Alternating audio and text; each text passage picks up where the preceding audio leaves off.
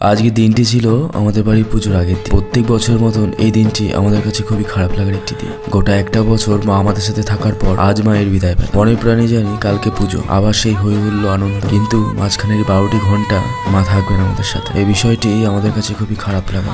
যাই হোক, মা বরণ করে নিচ্ছিল। মার বরণ করা হয়ে গেলে আমি সুদীপ্তকে ডাক দিলাম যাতে আমরা তিনজনে মিলে ধরে নামাতে পারি মাকে, কিন্তু দেখলাম তিনজনে হবে না, কাজে আরো দুজনকে আনতে হলো। আর সত্যি বলতে আমাদের সিঁড়িটি এতটাই চাপা যে ঠাকুর নামাতে ওঠাতে খুবই কষ্ট হয় আমাদের। এটা হয়তো তোমরা ভিডিও দেখে বুঝতেই পারছো। তারপর সবাই মিলে ধীরে সুস্থে মাকে নামালাম নিচে। তারপর সবাই মিলে ধরে ভ্যানে উঠিয়ে চললাম মাকে দিয়ে আসতে। যেহেতু আমাদের মা বিসর্জন হয় না, কাজে আমরা একটি বটগাছের নিচে মাকে রেখে আসি। জায়গাটি আমাদের বাড়ি থেকে মিনিট 5-এর দূরত্বে। যাই হোক, এরকম পজিশন করেই রাখলাম যাতে আমরা কোথাও যেতে আসতে মাকে দেখতে পারি রাস্তার উপর থেকে। খারাপ লাগছে, তবুও জানি কালকে আবার পুজো, তাই এখনের জন্য বিদায় নিলাম মার কাছে।